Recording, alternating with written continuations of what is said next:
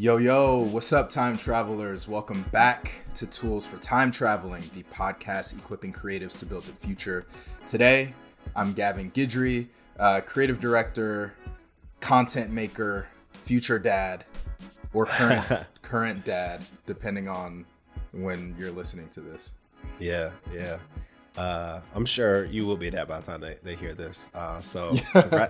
Congrats in advance. Happy Father's Day in advance, depending on when this airs. Oh, wow. Yes. Oh, man. Well, hey, I'm Desmond Dickerson, and I am an innovation consultant and a futurist. Not a dad quite yet, but hopefully I'm not too far behind. We'll see what happens. We'll see. Well, yes, anybody that's been rocking with us on this journey, we are trying to figure out what's the future of creativity. More specifically, what's the future of music? Music, of course, an incredibly disrupted industry, disrupted by lots of things. But number one, disrupted by technology. And that's exactly what this episode is about. We've been talking with a lot of experts and musicians about what's the future of music, what's the past of music, what's the present of music, how does that inform what we can build to get us to a more creator-friendly future. Yeah. And of course, one thing that came up is going to sound like a no-brainer. It's technology, disruptions in technology. Going back to the Napster days, going back to the Pirate Bay days, the early Spotify days, and now even what we're seeing with the advent of NFTs, the metaverse, Web3. How is that going to change? So obviously, not telling any of y'all anything new, right? Music is going to be disrupted by tech, but we got some great insights from some amazing guests that is going to help you put yourself in the driver's seat, because as music creators, it's essential to understand where tech is going, because the future of music is indeed a tech-driven experience. Yeah. And it's almost like a clashing idea here, right? But, no matter how advanced AI gets or how realistic the metaverse gets, creativity and really, community and even connectivity, these are all core human traits, right? These aren't like tech things. New tools can and will aid in those endeavors, right? How creative we are and how we build community and connect with one another.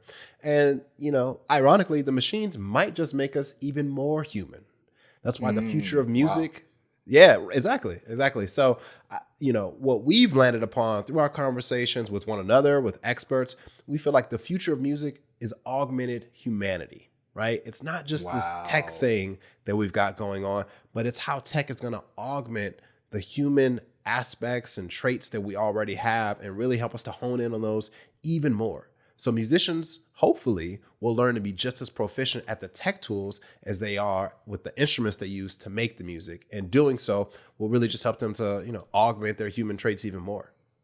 Wait, what? Say that again? Augmented what? Yes. Okay, so the future of music is augmented humanity.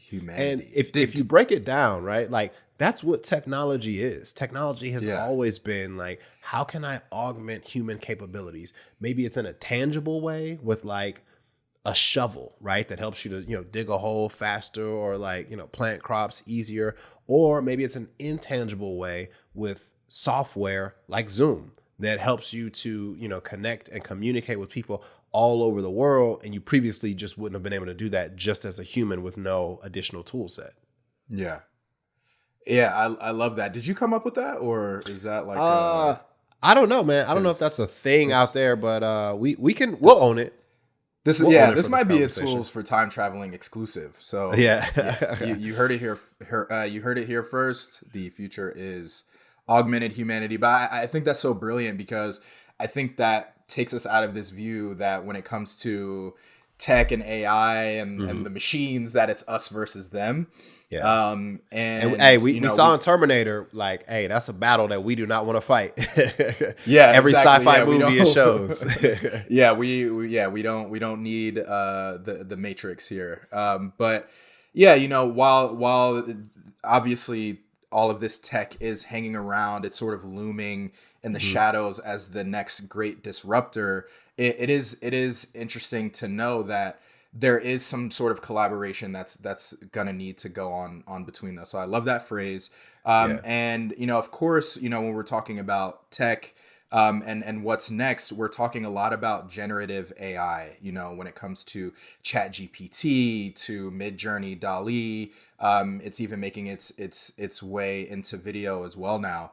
Hmm. And we got some great insights from Wes Pendleton, who is a music producer turned venture capitalist, and is very much in the tech space now with a few of the acquisitions he's been a part of. And Hmm. he gave us some great insights about the state of creativity in the music industry and where AI comes into To play. be honest with you, there's actually nothing in the music industry that's making me pay too much attention. They are old dinosaurs. They are still doing the same stuff that they were doing 40 years ago. And that's why they're getting mopped by kids and technology. So when it comes to music, one of the trends that I'm seeing very loudly is AI becoming a huge factor in music creation. So you guys know, we were acquired by Splice. Splice has a new app called Koso, which is in essence an AI generated music producer in the palm of your hands.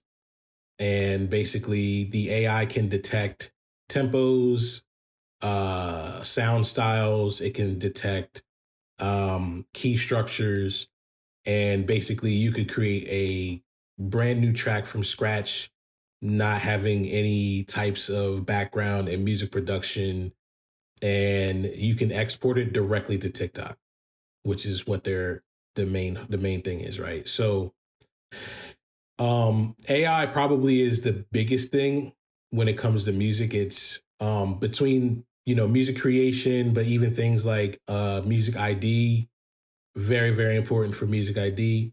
Um, when it comes to mastering solutions and different types of plugins. I mean, you can literally take your song, insert it into this algorithm, and it'll master your track for you relatively okay. You know, I 100% will never believe that an AI can master a track better than some of my friends. There's too many human elements inside of it. What it'll do is it'll make sure that it's loud enough. It'll make sure it's wide enough. It'll make sure it's probably not like too sharp on the high end, not too bass heavy. It'll do that really really well, but like the mix has to be good before it goes to master. So it's still going to need some human element. So yeah, this from Wes was pretty surprising Yeah. because he we're having a music conversation and he's essentially talking about like innovation in music and how maybe there is no innovation left in music Yeah. or at least like the well is kind of running dry there at the least. So I think it's interesting to bring in, this really gives us a need for artificial intelligence and at least more technology, right? Hmm. Like more Hmm. technology, like bringing in more technology, seeing where the world is going to start to bring innovation to what we're doing in the music industry. So, I think, yes, artificial intelligence is the next great disruptor of the music industry. But I think that could also mean that artificial intelligence is the next great opportunity in the music industry. Yeah. So related to that, I saw this really interesting article from the World Economic Forum, and it was talking about like three ways that or like five ways, whatever it was, like ways that AI can catalyze human creativity, which I thought was Yeah. interesting because most folks are like, oh, the AI, it's the least creative component, or it's going to make people less Hmm. creative. But one of the things that they were pointing out, or a couple of things, was like AI can identify patterns really quickly, right? So if there's Mm-hmm. like patterns that are emerging, like culturally or types of music, like AI can point that out and then make it easier for us to hone in on that and be like, if the pattern is A B A B A B A C, like Hmm. how could I tweak that pattern just a little bit with my own creativity so it kind of fits here, but Yeah. like, we're doing something a little different. So I thought that was interesting. It can help you to like look at tons of data and like entry points and see a bigger picture. So it's like, oh, like my style is like guitar driven, or like I'm an expert in violin. But now, you know, this AI tool helps me to understand like larger thematic trends and like orchestral music. Oh, here's how I can, you know, fit my thing in there.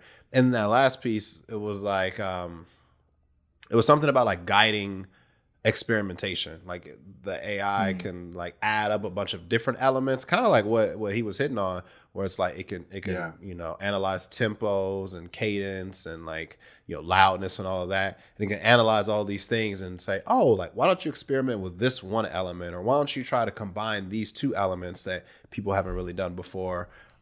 So, you know, while there are like some concerns, I thought it was interesting to just kind of look at a way in which, again, it can augment humanity, can augment our creativity by like just bringing to light or bringing to our attention a few other things, right? Totally. Which is kind of in contrast to some of the concerns and some of the worries that we have, right? Like in some ways,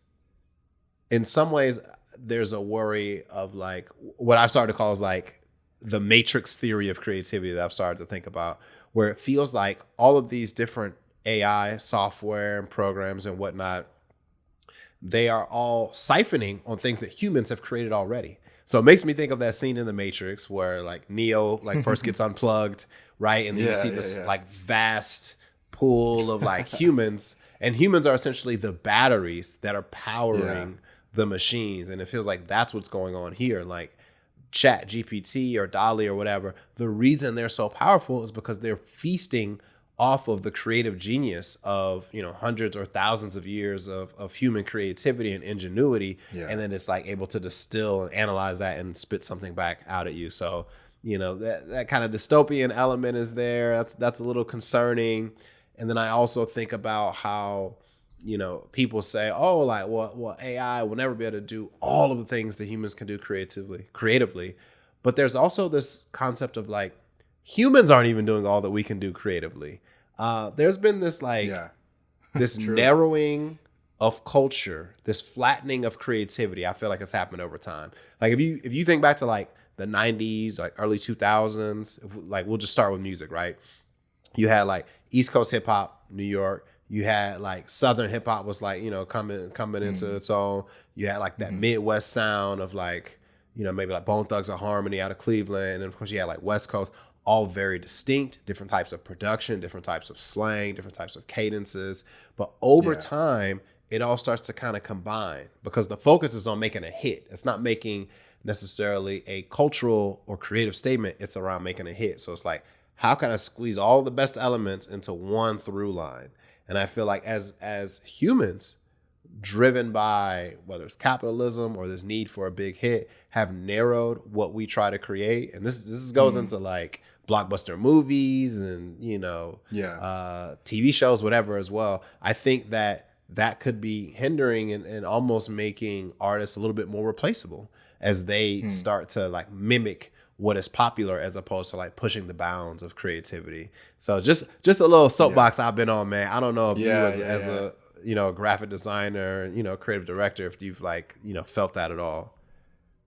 Yeah, definitely. I mean, I think, you know, in the era where it's so easy to see what everyone's creating, I think you would think that would spawn more creativity. But to your point, I think it's maybe flattened or given like, oh, well, this is popular, so I'm going to go in that direction. So I do think, there's definitely, you know, new frontiers there. So yeah, you know, I think we don't need to look at AI and tech as the Terminator or the Matrix, which, you know, of course, like watching movies like that at a young age completely traumatized me and probably traumatized a lot of you listening.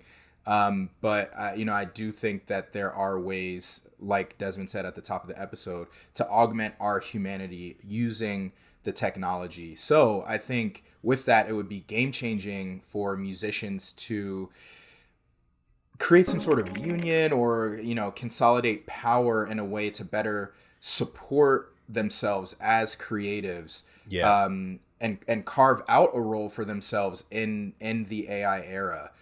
You know, I think we see sports leagues do this. You know, I think, you know, the NBA has a pretty notoriously strong CBA, their collective bargaining agreement, that Mm-hmm. allows them Mm-hmm. to stay in the driver's seat regardless of what the NBA wants to change or wants to do differently. They get Yeah. to stay in a scenario that is beneficial to them, and that's because they've sort of come together and pooled their power. So I think we need to start seeing that as well, because like Wes mentioned, tech is not going to be able to do it all on their own. AI is not going to be able to do it all on their own.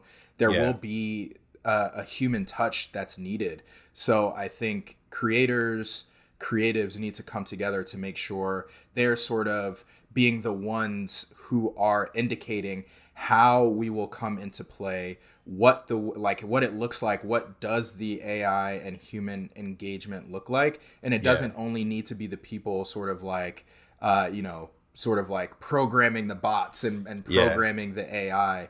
It requires a human who knows who knows how to structure a melody, the humans who knows what Mm-hmm. sounds good, what looks good, that is going to do what an engineer couldn't do and what an AI couldn't do as well. So Um, as like Go a ahead. multi-hyphenate creative, have you Yeah. started to think deeply about that yet for yourself? Like, what is the role to carve out for Yeah. yourself, or what is the role to carve out for the creatives that you lead, in comparison Mhm. to like what AI can do? Yeah, I mean, I do. So I am not a music creator, but I create a lot when it comes to photography and video and things like that. And what I've seen AI do in an incredible way is, Mm-hmm. through my medium, I can't go to 1920s Harlem and shoot a portrait of somebody on the street. But Yeah. what I could do though is let AI sort of like take in a lot of the photos that I've done, and create new portraits and say, hey, I want to do a portrait series in 1920s Harlem, and be able to do that in a way I haven't done before. Or I've seen people sort of create new work based off of like their favorite the creators and artists that Mm-hmm. aren't alive anymore, and we get to see new art and new things from them as well. So yeah, I think there's a lot of ways, but it requires some sort of base human input in order to Yeah. do that. Yeah. So I think it's about letting our imaginations run wild, and like, what are the things that you wish you could have created that you weren't able to before. Mm-hmm. I think it's really cool. There's I can't remember exactly what it's called. I think it's called like Gen 1 or Generation 1, basically the folks who are taking essentially what they're doing with DALL-E and things like that, but to video. And Mm. you can take video and then say, oh, I want to make it look like this is underwater in black and white or something, and then it will do that with your footage.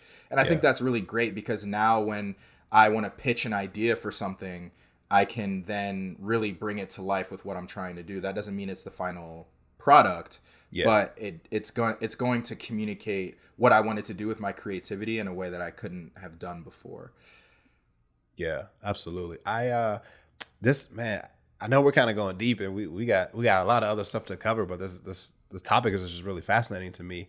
It Yeah. reminds me of this conversation you and I were having, and you were saying something about like the new thing will be like out with the creators and in with the curators or something like that. I don't know if you Yeah. remember like Yeah. when we were talking about that, but like, could you tell me more, just tell the audience more about like what that premise Yeah. is, and how that might like factor into this situation? Yeah, so I think, Desmond, what you're referring to is when I said that the new creation is curation. Yeah. And so sort of like we were talking about before with the flattening of creativity, there is nothing new under the sun. As we get further and further along, we're sort of starting to repeat things, or we're not as original as we have been before. But that doesn't mean that we need to keep creating things from scratch. We can take things that have already been created and build on them and create new things based Hmm. off of the things that have been created before. So instead of creating something from scratch. We're curating new creations and new experiences based off of things that we've done before. And I think, this conversation of technology is really interesting because it is really interesting because, for example, right, like Midjourney, if Midjourney, DALL-E, all of those things, those are written off of prompts. So we are not necessarily saying, hey, how well are you going to paint this picture? But it's like, how well do you know the world of art or this era of art, and can you correctly prompt or write a prompt for a some sort of generative AI tool that can come up with like a bevy of different new creations or something off of that. So it's really less about like what can I make from scratch and like how can I be a almost like a cultivator of different kinds of creativity and curate that to make brand new experiences. And I think that's what we're doing a lot with AI and tech. It's about being a student of different kinds of art, of different kinds of creativity, and using your expertise as the human to extrapolate where that can go and what the commonalities are and how we can build on that. And that's something that an AI can't necessarily do. That's always going to require a human touch, a human element. But yeah, so while this conversation is interesting, we are talking about only sort of like the creation of art and the creation of music. And so in a music context, that means like the recorded art form, right? But as we've talked about with Mike Walbert, recorded music is only the start of the process. Emerging tech is also going to play a big factor in how this music gets experienced as well. So we talked to Mike Walbert, live experience legend, veteran, guru, about just that, and he gave us some really interesting things to think about. I've told this story many times over the years, but hip hop is a recorded music, meaning like it is music that's made in the studio. You're smoking, you're drinking, you're having fun with your friends, and it sounds amazing in the studio. It doesn't always translate to a stage, and a lot of artists don't focus on their craft. Rock music is really good live. I mean, but the reason is because these aren't five people like, yo, let's get in the studio and record an album. They played that song hundreds of times in their garage, live, and typically it's not the Beatles, but this is like your garage band. And they just worked on the craft of live music. And then they said, hey, this song, people like this song a lot. It sounds great live. Let's now go cut that record. But think about that, right? Like how those musics come to life. One started on stage. We're going to play it in front of people and see what they think. And we're going to play and play and play until we sound better. And when it sounds great, and we know the audience likes it, then we're going to cut that record. It's going to make the album. Studio music is like, is Lil Wayne. You just live in the studio and you make so many records that a few of them are going to be really good. So I look at that dichotomy of like, people are like, oh man, the Rolling Stones are still touring. I'm like, yeah, the Rolling Stones are that's a live band performance. Their recorded music is like them trying to translate that into a record. All right. So as Mike said, rap music and really a lot of like the current popular music, it's crafted in studios and oftentimes for private consumption, like in your headphones or in your car, in your house, whatever that is. And but I also want to indicate, based on that clip there, nothing about Mike is like trying to down hip hop or anything like that. He's a huge hip hop fan that has worked in the industry for many years. So I don't think at all he was saying like, oh, like this other music is better because they perform it on stage and then cut the record. I think he was just talking about different approaches to it. I just want to clear that up before anyone tries to cancel our guy. But it is interesting to think about the different ways that we create it. And as artists think about the way their music is going to be experienced, like the distribution component of it, which is like, hey, we're beaming this to you through headphones, they're listening in the car or whatever. It starts to impact the way that you will make the music, right? If it's for an individual experience versus if it's a communal experience, like maybe there's more of a sing-along type element if it's going to be communal.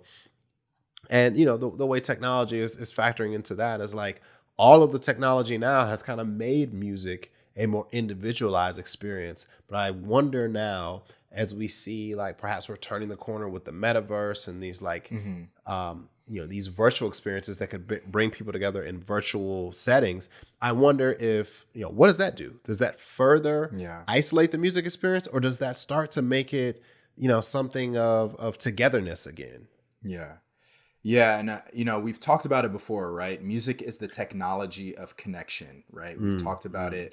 We'll hear from Panos later in this episode, but we talked about with him about how streaming is an incomplete offering, and there is an element of community that is really missing from the streaming experience. So I wonder if this really smart insight from Mike, which is that there's a difference in music depending on the way that it's experienced. I just wonder if that means like the art of this era may not be sustainable or it may not last the test of time. Maybe some of it is just undeniable and will last the test of time, right? Shout out Yeah. Baby Keem. I think for the most part, we're if we're creating the music to be creating music in this more like private setting to just be streamed by yourself with headphones on, that might not sustain itself past this current era into where we're going to go in the future, which is more about connection, about technology sort of like bringing us together to experience things as a community. I think it just like and what we're talking about right now, it would just be game changing for us to use technology to build more communal experiences or tools or elements into the music delivery platforms of the future. I think that is really what we're going to need to do in order to take some of what we're creating now and then make sure we can bring that into the future or just start creating for the future today. Yeah. One like small element of that is like already in Spotify. And I don't know if like everyone else uses this feature much more than me. I don't know. I'm not really connected with that many people on Spotify, again, because this is like kind of an individualistic thing. But there's a few friends I have, and like I can see like there's a feature where it'll like show what they're listening to or what they've been listening to. And every now and then I'll look and I'll be like, you know what? That is a dope song. That is a dope album. Yep. Let me go back and revisit this. And it feels like a communal thing. It'll prompt me to like text them like, yo, I saw you was listening to so-and-so the other day. I was like, man, like that used to be the jam. Like that, you made me run the whole album back. So I just wonder how we can expand upon that. Like, is that something you do as well? Yeah, no, definitely. But, I just really miss the days where, I remember when Awaken My Love came out and this was like 2016 and I just happened to be like, we were at Art Basel. And slight flex. Like, I mean, this was a long time ago, but me and everybody that was there, like we stayed up that night and like everyone, like we all listened to it at one time together, like on my little Bluetooth speaker, like those are the kinds of like stories and the kinds of connections to music that you don't really get anymore unless like something drops and you're talking about it on the group chat, which is again kind of fleeting because you're not really going to be talking about it tomorrow.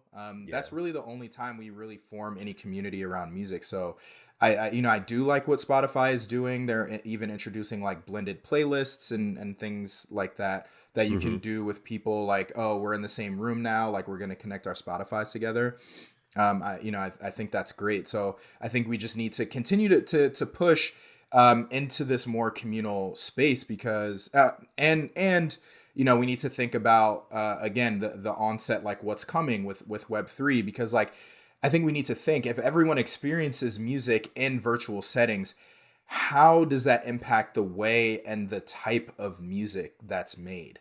We don't have the answers to that, right? We're not musicians, but I do think that it is interesting, and it's something that I challenge folks listening to think about. You know, if we are listening to things in the metaverse, if we are listening to things in some more like just technologically augmented way, how does that change the way that we make the music? You know, I think one thing that we need to try to safeguard ourselves against as creators, and then for this conversation specifically as musicians, is like how do we make sure we don't end up in like a Steve Lacy situation, which like Steve Lacy is one of my favorite current artists, but as I'm sure he got robbed for that Grammy. I just want to point that out.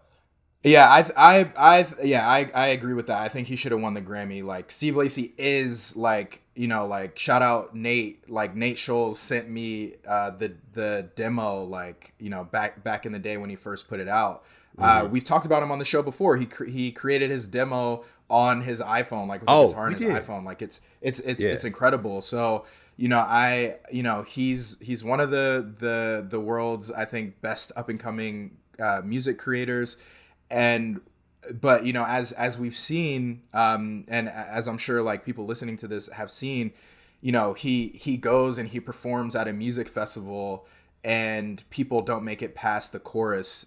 You know, they can't sing along with him past the chorus because they know his song from TikTok. You know what I mean? Yeah. So I think we need to think about the ways in which our music is going to be experienced and going to be listened to, in order to sort of influence the ways that we continue to make it. So again, no knock on Steve Lacy. That's kind of just unavoidable, but it's just something to think about as we think with like how time goes on. Yeah. So we've talked about, okay, you know, the future of music is augmented humanity. It's augmenting creativity, which is how the songs get made and, you know, what's going on in the studio. It's augmenting community, which is hopefully, you know, the technologies and the platforms and the distribution channels that brings people together around the music. So this last piece, augmenting connectivity, right? How do fans and musicians, how do they engage specifically around these live experiences or live performances? So we talked to Panos Panay. He's the president of the Recording Academy. They're the folks that put the Grammys on. And he shared a little bit about what they've been doing that's kind of leading the vanguard or moving into the future of what that connectivity could be. With the Academy, we had 13 times more people see the Grammys on Facebook than on the actual broadcast network through a partnership we did with Meta, because we've used algorithms to feed videos of the performances to Facebook users around the world based on their preferences. So we had 130 million viewers within about a week on Facebook versus about 10 million viewers on the broadcast during those 3.5 hours that we were on CBS. So I feel that ultimately innovation is a bit like gardening. You just have no idea what things are going to spring up. You just have to sort of go out there, plant as many seeds, tend to it, and then just see and watch what grows. Brian Eno has a very cool phrase. He has these set of cards that are meant to promote inspiration, and it's called oblique strategies. And you should go and buy yourself a set. It's pretty cool. So you pull a card and it always has an inspiration quote. So one of them, you pull it up and it says, "Gardening, not architecture." And I think it's such a great way of thinking, right? I mean, we tend to think in architectural terms that in business, you think, I'm going to put a plan together and I'm going to execute flawlessly. Anybody who started a business knows that doesn't work. Business building is a lot more like gardening than it is like pouring concrete somewhere and designing this very rigid structure. You just have, it's organic. It's more than anything else. It's the same with innovation. Innovation for me is organic. Panos hit us with a lot in that clip. I mean, everything he said when we got to talk to him, it was like just like so densely packed in with insights and really interesting stuff. Like even like he shouted out Brian Eno, who's like you know rock musician, and low key is like quite the futurist in terms of like tech related to like stuff in music, outside of music, like sustainability, like all sorts of stuff. He's like really interesting guy as well, like beyond his musicianship. But back to the matter at hand, augmenting connectivity, right? I was really surprised that the Grammys, like this institutional organization, they're like as old school as it gets, right? Yeah. They're experimenting with Meta, they're experimenting with Facebook, and they got 10 times more views on their digital content than on the broadcast. Like that really blew my mind. And at times it also feels like it's just the tip of the iceberg. Like if this is already happening, if that's already like a 10x conversion, it makes you start to think like, what does that say for the future of music when, platforms like Fortnite or the metaverse or whatever, when they start to actually mature, right? Like this technology is still in its early stages. But the good thing about it being so early, is that it can still be crafted in a way that does augment the connectivity, right? And allows there to be some engagement, some interaction between, fans and artists and, whoever the intermediaries are between them. So that was just like a really exciting element to me of that conversation. Yeah, and I think it was interesting that we were kind of like hypothesizing about the things that Spotify could bring onto the platform, and we keep picking on Spotify. Like I work for Spotify, I think, and Spotify I think is just everyone's favorite app. Anyways, I'm a company man. The other apps are cool for sure. I've used some of them, but they are right. It's I get offended when I get sent music on different platforms. I'll say that, but. I think, this is kind of like an evolution of that conversation that we were just having, because, I think like the sort of like revolutionary thing here would be to introduce a platform where fans can directly interact with musicians as they are experiencing their music. And like we can extend that to live events too, right? Like how can we we talk about maybe the future of like, just listening and consuming music is more interactive. Well, maybe the live experience and the live event is as well. So like maybe we're able to play along and, sort of like, have some sort of say, or just some sort of like deeper level of engagement when it comes to the live event that we're doing. Maybe things don't need to be as linear as concert, I sing, you applaud, right? Like what are the different kinds of live experiences that we can have with music, right? Like maybe it doesn't need to be some sort of like, do we need to bring back MTV Unplugged but make it an incredibly more interactive, engaging, technologically sound experience where like, yes, this is a concert, but I am really dialoguing with the people who are here, and what I'm performing is taking different directions based off of the engagement that I'm getting. I think that's really interesting, and just really going to like, as the way that we experience live music and music in general changes, so should the way that we package and present our creative offering as well. Yeah. Hearing you talk about like the engagement component, it makes me think back to and you were talking about MTV Unplugged. So there's like Jay-Z did MTV Unplugged. It's really dope. And there's so many points throughout the show where he's just like talking to people in the audience. It's a very intimate like setting where he was, and he's just like sharing like water with somebody and just like talking, just engaging with them. And it makes me think of how you might scale up intimacy. Is it even possible to do in a virtual setting where, an artist of his stature, okay, maybe you're not face to face with him, but like, there's a monitor, like he's looking at you, he can see you and vice versa. And he's like, oh, I see you in the vintage blue Rockaware hat. Like, yeah, man, I remember when I was in the design meeting and we came up with that. And, matter of fact, let me throw back to this song because Memphis Bleak was in the meeting or something like that. That could be something really that feels really personal and really engaging. And I wonder if that will translate, and if that is the right way to augment like our connectivity. But I guess time will tell. That's the thing about all of this stuff is this isn't necessarily We gonna the see. answer, the right path. Yeah, like we're just figuring it all out. Yeah. And you know that's kind of just where the technology can take us. It gets a bad rep, especially I feel like in creative circles. Like technology is like, oh, like you're cheating your way through it, or like, oh, Yeah. like it's not valid if it was made with the auto tune or whatever. But you know, like candidly, the way all of this starts is with technology. Like drums are technology, microphones are technology. All of these things have been augmenting humanity, our abilities to express ourselves for years. Yeah. So, you know, as much as it's been the past of music and the present of music, you know, frankly, the future of music is going to be augmented humanity. So, you know, going back to kind of where we started things in this particular episode, it's augmenting our creativity. That's, you know, AI tools or whatever these technologies are that help us to be more innovative, to help us to, you know, bring new ideas and research things a little faster when we're actually creating and recording the music. It's going to augment community as well. So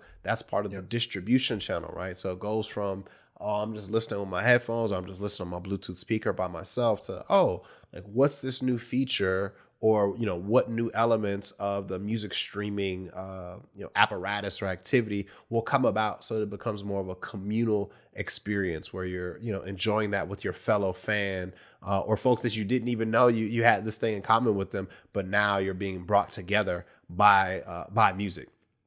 And then that third element is the augmenting of connectivity, right? So connecting artists to fan and whoever in between that, right? So, you know, maybe it's a concert, instead of you just shouting out the people in the nosebleeds, or shouting out the people that's over here, you know, in the center of the stage or center of the crowd. You know, maybe you're also shouting out your fans that are tuned in from thousands of miles away on the other side of the planet, or, you know, wherever they happen to be. So it's, you know, exciting times that we're facing here, where it's not just that the technology is coming along and it's going to replace the artist, but we're thinking of it from a partnership standpoint, and we're thinking of it at the most base human element, where we're augmenting humanity, our abilities to connect with each other, to build community, and to create new things. Yeah, we're really excited to see how you all listening to this are going to use technology as a partner, as an asset, to augment the things that you bring to the table as a human creator. That's what we're really excited to see. You know, these are just, you know, musings from us talking to some other experts in the industry and in the field. But we really just want this to be a setup for you to take your creativity even further. You know, what are the ways that you're seeing technology change, and what are the ways that you're preparing yourself to change along with that technology? We'd love to hear from you. So a few different ways that you can really support what we're doing here, if you like what we're doing here on this show, is on Spotify. You can follow us, you can review us. You can scroll down, you can interact with some of the questions that we have here. Same thing on YouTube. Please like and subscribe. Also, of course, like, leave a comment, and then just share it with a friend, share with a few people, whether they're musicians, technologists, or people that would just find this interesting.